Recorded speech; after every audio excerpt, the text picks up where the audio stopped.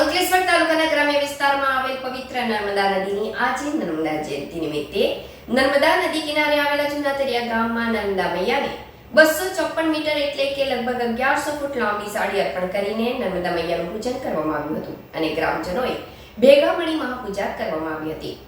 નર્મદા નદી કે જેની ભારતમાં એકમાત્ર પરિક્રમા થાય છે એ નર્મદા મૈયાની આજે નર્મદા જયંતિ છે. ત્યારે નર્મદા જયંતિ નિમિત્તે અંકલેશ્વરના તરિયા ગામની અંદર શ્રદ્ધાળુઓ મોટી સંખ્યામાં ભેગા થઈને નર્મદા મૈયાને 254 ફૂટ લાંબી સાડી અર્પણ કરી હતી અને નર્મદા મૈયાની નમામિ દેવી નર્મદેના નારા સાથે મોટી સંખ્યામાં ગ્રામજનો અને શ્રદ્ધાળુઓ ભેગા થઈને નર્મદા મૈયાને સાડી અર્પણ કરવા માટે નર્મદા કિનારે ગયા હતા અને એકબીજાનો હાથની મદદથી નર્મદા મૈયાને સાડી અર્પણ કરવામાં આવી હતી. ત્યારે નર્મદા મૈયાને 1100 ફૂટ જેટલી સાડી અર્પણ કરવા હજારોની સંખ્યામાં લોકો જોડાયા હતા. સાથે સાથે 10 થી વધારે નૌકાઓની મદદ લઈ શ્રદ્ધાળુઓ નાવમાં બેસી નર્મદા મૈયાને સાડી અર્પણ કરી છે. જોકે આ જૂના તરિયા ગામ જે 6 મહિના પહેલા ગામમાં નર્મદાનું પૂર આવવાના કારણે ગામ ડૂબી ગયું હતું અને ખેડૂતોને મોટા પાયે નુકસાન પણ થયું હતું. ઈશ્વરભાઈ, સીતાભાઈ પટેલ, જયમલભાઈ, માજી સરપંચ તથા મહેશભાઈ, જીવનભાઈ તથા નવા તરિયાના શિક્ષકો પણ ઉપસ્થિત રહ્યા હતા તથા વડીલોના સહયોગથી નર્મદા જયંતિનું આયોજન કરવામાં આવેલ હતું. આ ગામના ગ્રામજનોમાં માં નર્મદા પ્રત્યે અપાર શ્રદ્ધા અને આસ્થાને કારણે માં નર્મદાની પૂજા કરી આજે નર્મદા જયંતિની ઉજવણી ધામધૂમથી કરવામાં આવી હતી.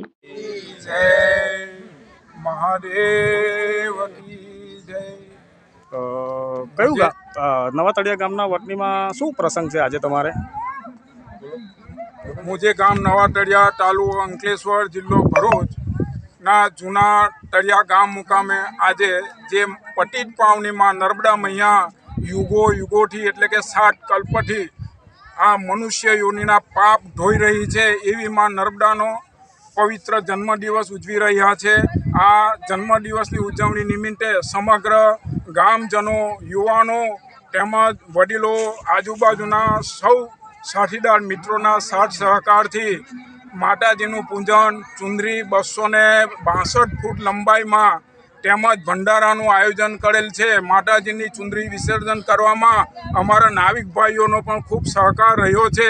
તેમજ નવયુવક મિત્રો મુજે ગામ તળિયાના જેઓ રાત દિવસ મહેનત કરી ને આ પ્રસંગને પાર ઉતારેલો છે. સૌનો હું ખૂબ ખૂબ આભાર માનું છું.